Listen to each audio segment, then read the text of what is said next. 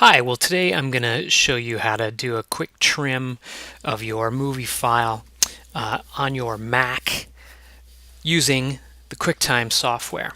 So the first thing you want to do is make sure that you've got your movie file somewhere where you can easily find it.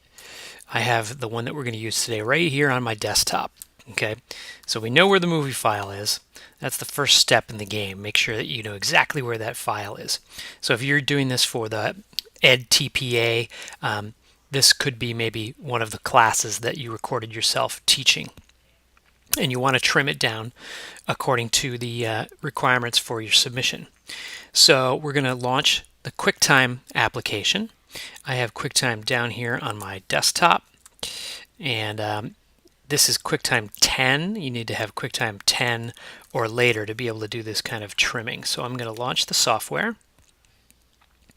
And then if you want to check to make sure you have the right version of QuickTime, you can go up to the QuickTime Player menu in the upper left-hand corner of your screen. And you can click on the About QuickTime Player, and it'll bring up this little window, and you can see here whether it's version 10 or higher. Okay. So then we're going to open the file. So you go browse to the File menu, Open File. Going to browse to the desktop and find that file that we have right there. We'll open that up. This is a file, a video that I put together of some interviews, a couple of students talking about their experiences with online classes. So you see that you have your controls down here at the bottom. Well, first off, you should watch your file to make sure that you know really kind of where it is. Pay attention to the time indicator. The time indicator is here. So this is telling us that we're at 2 minutes and 15 seconds into this video. The time indicator on the other side tells you how much is left from the point at which you are watching. So if you want to be sure to know where it is, use the one on the left.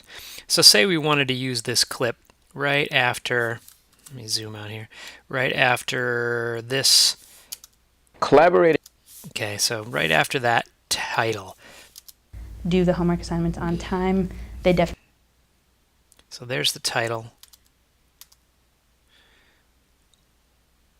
Okay, so it's 1:39 is where that clip starts. So say I want to trim from 1:39 to the end of his section there, which is right in here. That's a small group. So 307 or 306 is where I'll trim it to. In order to trim, you need to go to this little icon right here. It looks like an arrow coming out of a box. Okay, you click on that. Down at the bottom is the trim option, right? And this gives you a new view of your video. It shows you some thumbnails, and it also gives you these little yellow handles on either end of the timeline indicator down here at the bottom. So you can play your video. We weren't really encouraged to collaborate with our classmates. If you wish. You can also cancel to get out over here if you need to. But in order to trim, first you need to adjust your handles on this video. So we knew that we wanted to start this at about 1:38, 1:39, right? So there's a little time indicator down here. You can see as I drag this, it shows me exactly where I am in the video.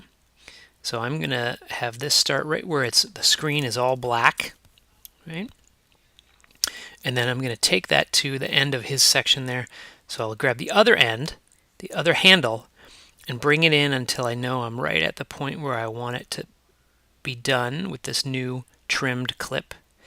Okay, so it looks like it's right about, yeah, we said 307, right? So 307.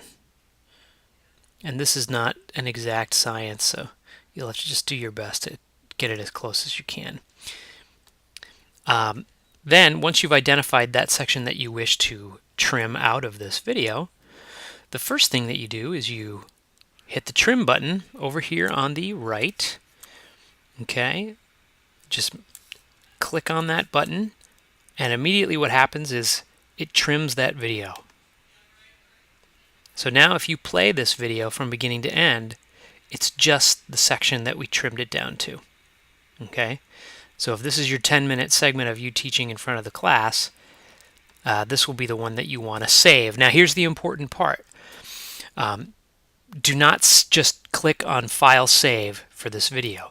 You want to save as a new video. Okay, so you need to make sure you save this trimmed version as a new video and not just do a regular save, because now if you save this file, your original file will be shortened.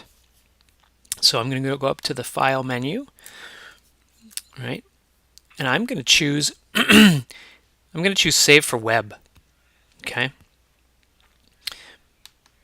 Choosing Save for Web, and it's giving me a new dialog box. And this is asking, which kind of versions would you like? You can export any one of these three, but I would recommend the computer version. This is a good size for sharing on the web. Okay, so I'm going to place this also on my desktop. I'm going to call it today, I'll just call it Test TPA Trim Video. You can call this whatever you like. Make sure you put it someplace where you can find it when it's ready, and then click on Save. And again, I'm using the computer setting, right? Not the iPhone or iPhone cellular, just the computer setting. And up here, I'm saving as, here's the name of the file. This is where I'm saving it to, and this is the setting that I'm going to choose. So I'm going to go ahead and save that. It will process this, and it'll take a few minutes for this to export properly. As you can see right here, it's doing that, telling us it'll be about 2 minutes.